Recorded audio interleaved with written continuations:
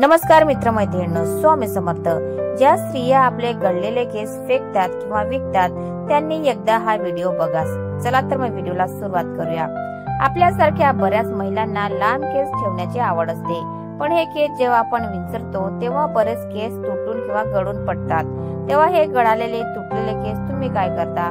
तुम्ही त्या केसांचे काय करता? तुम्हीही इतर बाकीच्या महिलांप्रमाणे तुमचे तुटलेले गळलेले केस इकडे तिकडे टाकतात का किंवा कचऱ्याच्या डब्यात फेकून देता का? आणि जर तुम्ही ही चूक करत असाल तर महिलांनो सावध व्हा, कारण त्यामुळे तुम्हाला तुमच्या जीवनात विविध प्रकारच्या समस्यांना सामोरे जावे लागू शकते. तुम्हीही नेहमी शारीरिक दृष्ट्या तंदुरुस्त राहत नसाल किंवा तुमच्यावर कोणी तंत्र मंत्र केले आहे का, किंवा तुमच्यावर किंवा तुमच्या घरावर नकारात्मक शक्तीचा प्रभाव जास्त असेल आणि त्यामुळे घरातील लोक नेहमी रागावलेले, चिडलेले असतात किंवा चिडचिड करत असतात आणि आर्थिक, मानसिक आणि शारीरिक समस्या झेलत असतात.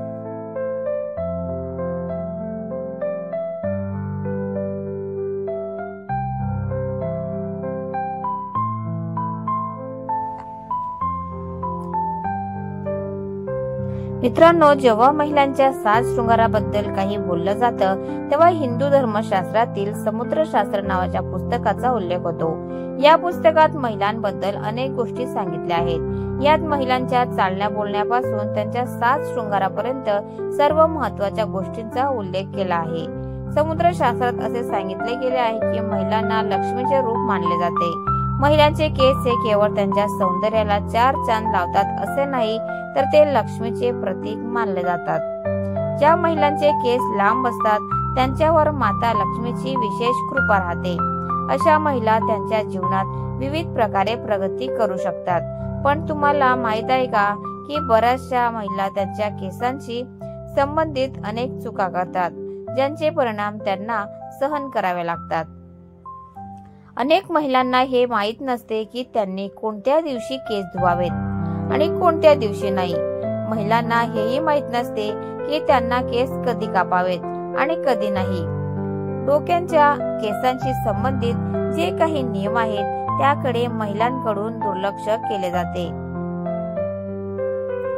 आपल्या हिंदू धर्मात अशी मान्यता आहे की आठवड्यातील 7 दिवसांपैकी काही विशेष दिवशी महिलांनी केस धुतले किंवा कापले तर त्यांच्या कुटुंबासाठी शुभ ठरत नाही.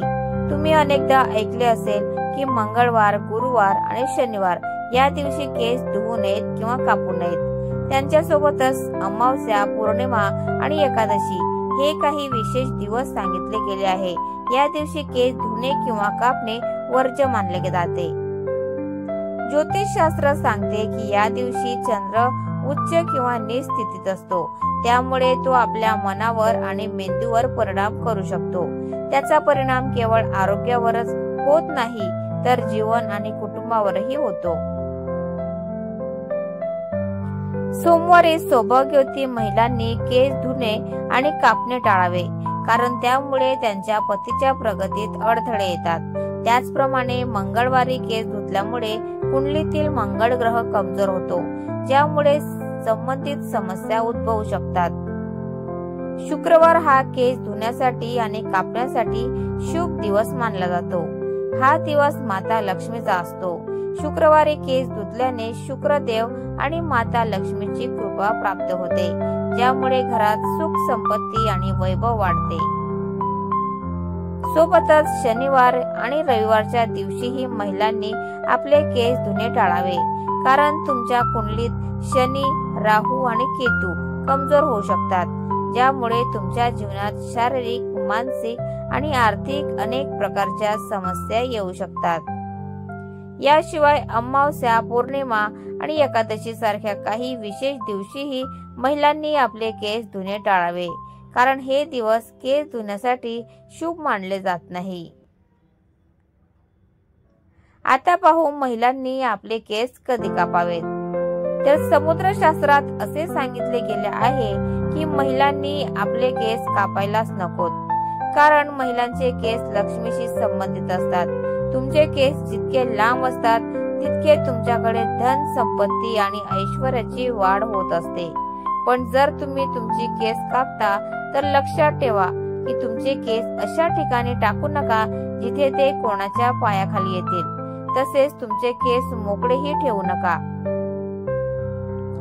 महिला आपल्या रोजच्या आयुष्यात रोजच केस विंचरतात, त्यामुळे अनेकदा केस तुटतात।